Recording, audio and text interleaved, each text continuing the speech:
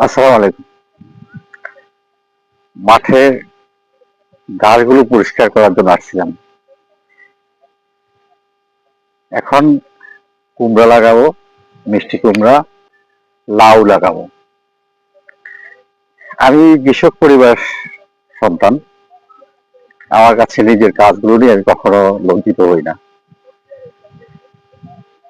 এখন ধান লাগানোর সময়, ধান লাগাবো না, চিন্তা ভাবনা করতেছি আপনার কিছু সবজি লাগাবো।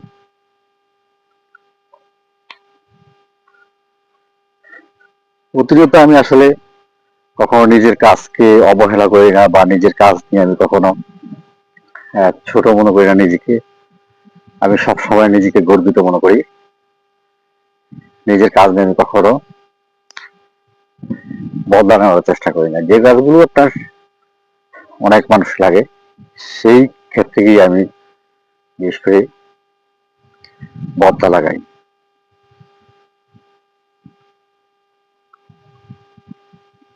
আর আমি বুঝবেন এত বড় অনুষ্ঠান। না না বহুত হ্যাঁ, বহুত বলে রওনা করে আবার এটা কাটলার মিশিং বলে সব থেকে বড় কাটলার গ্রাম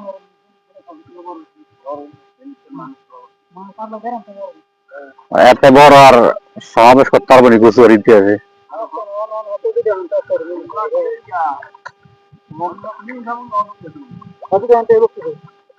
হ্যাঁ,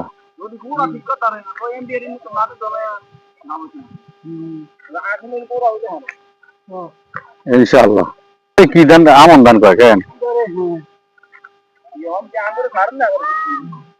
হ্যাঁ, আচ্ছা, আবার বাসা দিয়ে দিব না। আয় তো কুমড়া লাগাইতেছি, কুমড়া, লাউ। ঠিক আছে না? লাগাই লাইছি তো। আমি এইসব ধান কিন্তু উত্তর অঞ্চলে, পূর্ব অঞ্চলে ভালো ধান হয়। আমাদের দিকে একটু কমই হয় এগুলা। এটা হাতে কয়টা দেন? কিন্তু একটা যে মোটা হইব, ঠিক না?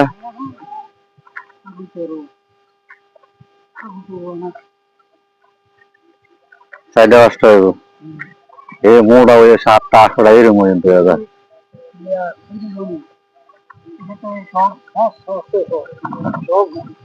এই ঘাস মাস পরিষ্কার করে না, এদিন কোনো সমস্যা হইতো না। আর একটা তুলে ফেলেছেন, ভালো করছেন।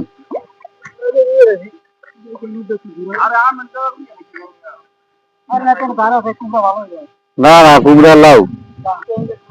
হ্যাঁ, আজকে দানা দেবো। এখন ভাই এটা তো হলো জানি চোরাই পথ, খায়নি জানি কেন, ঝামেলা আছে। পারা দেবো না, আল্লাহ ভরসা।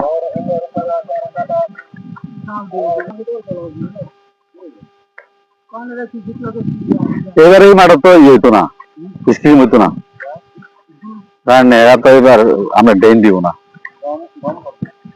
বুঝতে পারতো না। সেলু দিয়ে করতে হবে।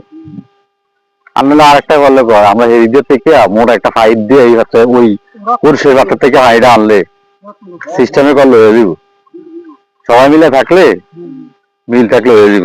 এবার রেডি করবো মনে হয়, রবন দাদার লাগে যোগাযোগ করি গা, বাস আমরা এদিক দিয়ে ফাইভ ঢুকে এলাম। কি কন দেখে মিলে থাকলে আমরা সবাই মিলে যাবো, অসুবিধে কমু, জাম করে এদিক দিয়ে ফাইভ দেন।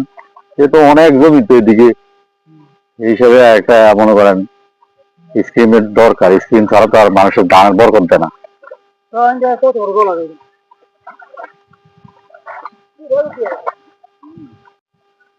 পরিষ্কার করা হয়েছে, এগুলো মোড়া লাগানো হবে।